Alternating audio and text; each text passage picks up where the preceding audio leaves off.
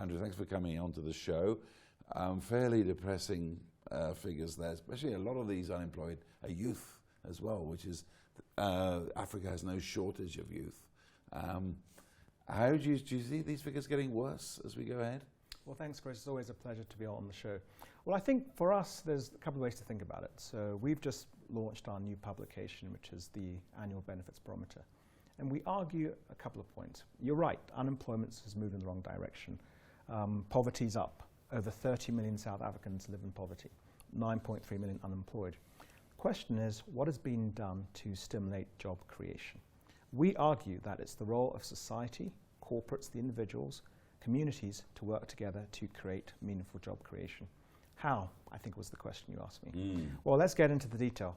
So how is really around social investing. So social investing is actually meaningfully creating growth in economies, creating the conditions we think that companies will invest. Companies are not investing right now. Therefore, they're not hiring people, which is the secret. So we've got to create the right environment for that. And we argue this in our latest publication. How difficult is it to unpack this? I mean, I've heard politicians' speeches till I'm blue in the face saying, we want to support entrepreneurs, we want to support new business, we want to get job creation going. And then as the speeches die out, sometimes I see very little action and very little support for entrepreneurs, most of whom fail in their first 2 years. Well, there's got to be incentive. So there's got to be an alignment of incentives. So, you know, why would an entrepreneur want to set up a company? If red tape is reduced, that helps. Second one is if their grants or incentives aligned with that, that helps. So there's got to be the right conditions that enable that. And I think bureaucracy must die. How difficult? Well, we've got a massive civil service in this country. There's no sign of it being cut back at all. How is that ever going to happen? Well, I think there's got to be a proactive engagement between business, between government, communities, to change this.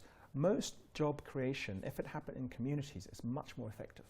Because, you know, one example, creation of a bed in a hospital.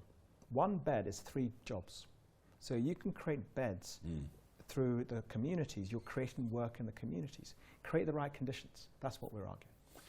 And what can the state do about creating those conditions? We've already mentioned about bureaucracy. What else can the state do? Well, I think the state can do well by engaging more proactively with business. Business has a lot of ideas. The challenge with many businesses, they simply, you know, do not feel their enabling conditions. So that's something it can do proactively. Another area, I certainly think we can think much more about automation, about simplicity. So we come from a world where we think life's too complex. Let's reimagine simplicity. I think that's something we should think about. There's been a lot of talk. Sir Posa said it many, many times, this $100 billion, this magic figure investment. It sounds great for the voters, sounds great for business, but where do you think that investment should go if this country is serious about creating jobs? Manufacturing, I would argue. So when we look at the fall in unemployment, or the rise in unemployment, I should say, you know, one biggest of the casualties was the manufacturing segment. We need to manufacture more. You know, I also think that some of the conditions around agriculture are wrong. So what's needed? I think manufacturing, power, food and energy. You invest in those 4 areas, you stimulate the growth of the economy. So I think it's wonderful that South Africa's been able to attract, you know, foreign investment or a pledge to get up to 100 billion, as you say. How do we make it work? Those 4 sectors, I think, will be pretty interesting. But fly in the ointment there, you mentioned food and agriculture. There's more uncertainty now about the ANC's profound policy of expropriating land without compensation. Sure, it's going to put the shivers down many a spine of a foreign investor in the next few years. Well, I think you've got to look at what returns can you get elsewhere. You know, so I would argue that emerging markets carry some risk. So as an investor, you've got to look through the noise and look at the long-term fundamentals. South Africa is a great place to invest. And also, again, what about this culture of entrepreneurism? I mean, if you travel to Nigeria, people will talk up there and say, no, we don't work for anyone else, we work for ourselves first, and then someone else if we can't do it for ourselves. But it seems to me at this end of the continent, there's always been this tradition of, well, the government will look after you. As long as you become a teacher or a civil servant or something like that, you'll always have a wage for the rest of your life. How do you change people's mindsets to go out there and create jobs and work for themselves? Well, we've got a big problem in South Africa. It's called retirement. So only 6% of South Africans can retire with a level of dignity, which implies 94% can't. That's entirely unacceptable. So what are you as the individual going to do to change that outcome? I think that's a great incentive if you know what the journey is. So certainly I would argue that today in South Africa, 42% of South Africans have access to financial services or solutions, whether it's formal or informal.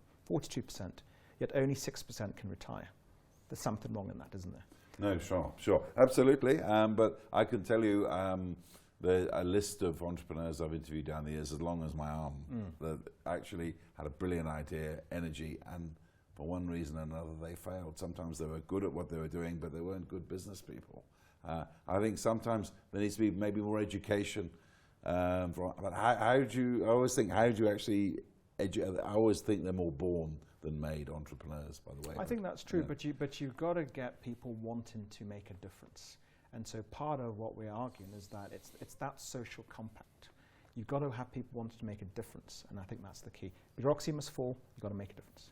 And lastly, we've talked about a lot of heavy and downbeat stuff in the last 10 minutes, but just give us a little bit of hope about employment and entrepreneurs. Where do you think the hope's going to come from? I think job creation is the one single factor that's going to make a difference here. And I think you've got to create the right conditions for that. So I'm optimistic that under the new government, it will happen.